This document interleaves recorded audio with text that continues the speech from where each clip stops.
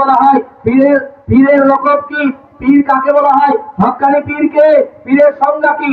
আমার হুজুরকে আপনাদের কাছ থেকে শুনেছি, কুরআন হাদিস ঘেঁটে দেখেন, পীর মানেই তাবিজ দেওয়া না, পীর মানেই লম্বা সরলা বক্তা না, পীর মানেই কোরআনের তাফসীর কারক না, পীর মানেই বেশি বেশি করে মানুষ কাছে আসলো সন্তান হয়ে গেলে এটাকে পীর বলে না।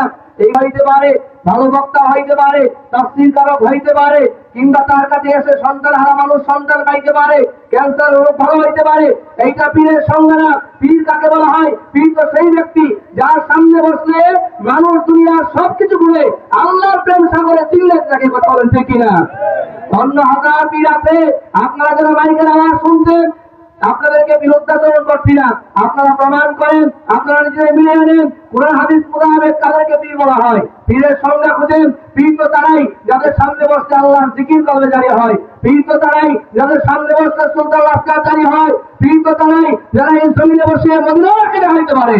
এই মদিনাওয়ালাকে দেখানো, কলবে জিকির জারি করানো, দস্তবিবায় জিকির জারি করানো, এই বাংলার জীবনে, এই বাংলার জমিনে খুঁজে রাখেন কয়টা জোগাড় আছে। মদিনার জামা বাঘে মদিনা চ্যালেঞ্জ করে বলতে পারে, যদি আপনি আমিত্বকে ভুলে গিয়ে আমার মসজিদের সামনে বসতে পারেন, আমরা আশা করি আপনার অন্ধকার ফিরে একটা হাতে দেওয়ার মাধ্যমে কলবে মায়ের হাতে নূর পয়দা হবেই হবে। যারা ভাই যারা আমার, এই জন্য আমরা কাউকে শুরু করছি না, আমরা শুধু কোরআন হাদিস মোতাবেক